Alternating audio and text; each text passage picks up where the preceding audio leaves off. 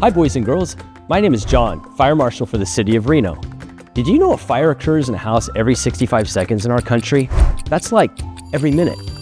Sadly, this also means many people get hurt. Your ability to get out of your home during the fire depends on early warning from fire and knowing how to escape if a fire happens. Fires can happen anywhere. The question is, are you prepared?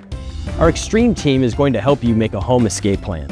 When you are done with that home escape plan, teach it to your family and other members in your household so they can escape fire as well. If you do that, you can be part of the Reno Fire Department Extreme Team. This is Boston, our fire dog. He's going to introduce you to our Fire Extreme team. Thanks, John. Meet the Extreme Team. Together, we're making a fire escape plan. This is Sean. He takes care of me every day, and he'll talk about fire alarms. Shelly's here too. Shelly will teach us how to get out and stay out. This is Katie, and she'll talk about finding a safe meeting place. And finally, Talina is really excited to talk about why we need to practice our plan. The first part of a home escape plan is a working smoke alarm. Fire produces smoke. Smoke and hot gases move upward towards the ceiling. As the fire gets bigger, the smoke and hot gases move downward towards the floor and superheat the room until everything in the room catches fire. That's why smoke alarms are so important. They detect fire and warn you before the fire gets too big and you can't escape. Because smoke goes up, smoke alarms should be installed on the ceiling or high point of the wall. They should be in every sleeping room, hallway outside the sleeping room, and every floor. Smoke alarms should be tested every month to make sure they work. Have your parents or older brother and sister help you with this, as you may need a ladder. To test the smoke alarm, push and hold the test button for 3 seconds. It should make a loud beeping noise. If it does not make a loud beeping noise, then have your mom or dad replace the battery or install a new alarm. Thanks, Sean. Smoke alarms can be loud and scary, especially if it goes off when you're sleeping and dreaming of chasing rabbits. If I hear an alarm, I will wake up immediately and run outside. But I have 4 legs and am low to the ground. You are human, so you need to be more careful when getting outside.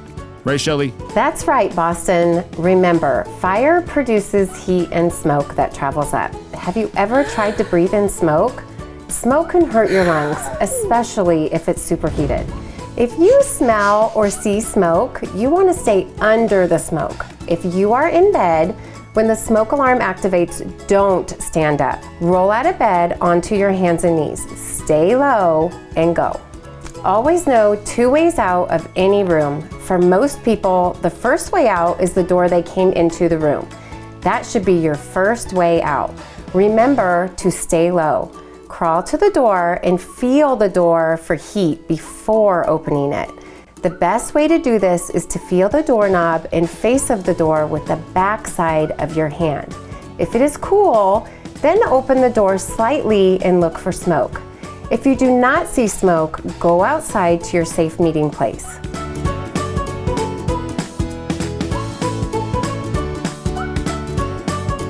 If you do see smoke, close the door and go to your second way out. Usually, the second way out is the window. Don't break the window. Broken glass can cut you. Practice opening the window in your room when you get home. If you have a screen, practice popping out the screen with your parents. It's usually pretty easy. If you live on an upper floor, talk to your mom or dad about getting a fire escape ladder and learn how to use it. Thanks, Shelly.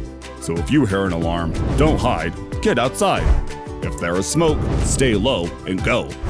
But once you're outside, where do you go? That is a great question, Boston. Everyone in your household needs to know where to go, so when firefighters arrive, they know who is safe and who needs to be rescued. A meeting place should be a safe distance from the building. A tree, mailbox, or even a neighbor's house is a good, safe meeting place because they don't move. A car, garbage can, or traffic cone is not, because they may not be there when the fire actually happens. Once you're out, call 911 if you have a phone. Now let's go back inside and answer some questions. Thanks, Katie. My first question is, should a person go back inside a burning house to rescue somebody else? Once you are out, stay out. Never go back in for anyone or anything. Once firefighters arrive, they are trained and have the tools to rescue anyone still in the building. What if I live on the 3rd floor and I cannot get out? That is a great question. If you're stuck in your room and cannot get out, make sure your room door is closed. hang a towel or sheet outside your window. This acts as a signal to the firefighters outside that someone is still in the building. We will come get you. When firefighters enter the home, they will be dressed in turnouts and be wearing a mask, helmet, and a tank. This can make them look very scary. The mask they will wear will make a noise like Darth Vader. Remember, they are here to rescue you. Fire can make a lot of noise, so you need to say loud words over the noise to help firefighters find you. Help is always a good choice. Now that's a lot of good information. But now what? Well, Boston, now we draw and practice our plan. Pretend you are a superhero flying over your house. From this view, draw a map of your home. Include the rooms and all windows and doors. Now identify which rooms are used for sleeping and draw a green arrow showing your first way out and a red arrow showing your second way out. Draw your safe meeting place and circle it with both colors. Now the important part, practice. Sit down with all the family in your household. Identify where all the smoke alarms are and test them. Practice rolling out of bed and crawling to the door and then the window. Practice escaping from your door and out your window and meeting at your safe meeting place. That's great!